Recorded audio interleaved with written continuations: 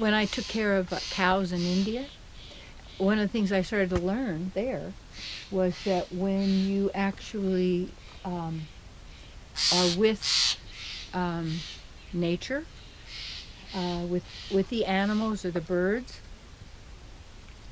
like there's a little couple little Stiller Jays that kind of adopted us and show up every day, and we visit and we have a nice time. That when you actually are there and you become part of the group, in a sense, they let you, they are their real self.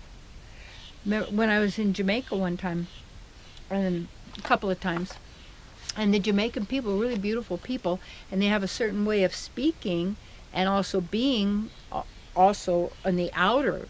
But when you get to know the person and they trust you, there's a whole different person there. And I think it's the way it is with us. So that to me is such a profound thing. Even when, say, people are photographing animals in the wild, you're still really never catching who they are. I had a really great teacher in seminary, Marcus Bach, and his nephew, Richard Bach, wrote Jonathan Livingston Seagull, which is a really nice book. And Marcus Bach, a magnificent man and researcher into religions and such.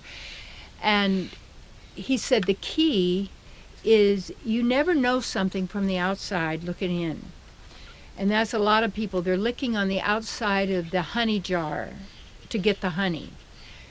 But it's on the inside of the jar. You can lick all you want on the outside of the jar to get the honey, but it's on the inside of the jar. And so when we actually are tuning in, like being with the duck people, they're all people as far as I'm concerned. And this is their form that they're taking and therefore deserve respect. And little by little, or however it takes to get us away from thinking that dominance is to be cruel, to destroy the right of the other person to actually enjoy their life in the physical body or in this manifestation. We have to also look at the only way we ever really know ourselves is to be to give ourselves that, we call it a vacation, to vacate, to leave something, or they call it a vacay Zion, and you really look at what it means. Is I decided years ago, because I love to go to retreat places, because I felt so good and I could be who I was with really like-hearted people. So we actually celebrated and relished the uniqueness of each person at the level we were aware of at that time. And yet I would blossom in that environment and then go back into the world that had been my world. And I thought, I want to always live in retreat. So why would I live and be somewhere to do something to say, well, I need to survive in this miserable situation so I can keep this body, when actually you're not that physical body, you have a divine body. And when you activate your divine body, and that comes from being with yourself, and then also being with others who actually know who they are. And that when we are in captivity,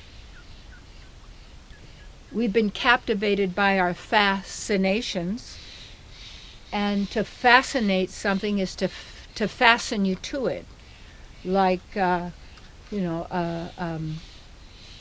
like a button in a buttonhole, and you fascinate, and what we get fascinated with fascinates us, and we become focused on that what we are fascinated in, instead of getting the real pleasure that's inside the honey jar. And when we get a taste of the divine, we start running for it. And we always want more. And we tend to think the more is always wanting more of something out here, when you can see some of the people have all the more stuff. It's pretense. It's a show every day to show how much they have and how little you have, when you have everything, because you're divine. They have nothing. It's sad for them. But don't feel sorry for them.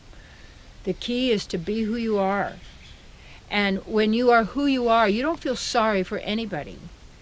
You have compassion for all. You also have discernment, where you know who to stay away from as well as who to be around. And where are you really expressing and being? And do you allow others around you to express and being? Or are you always controlling their consciousness to make sure they keep going in the direction that you want? You see.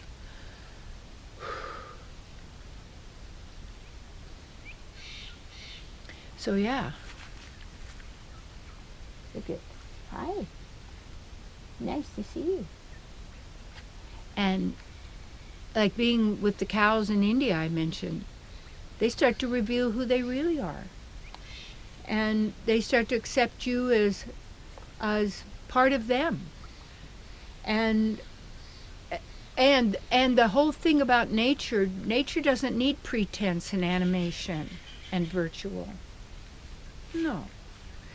And the more we get centered in the real, the more pleasure we have naturally, because we are the source of pleasure.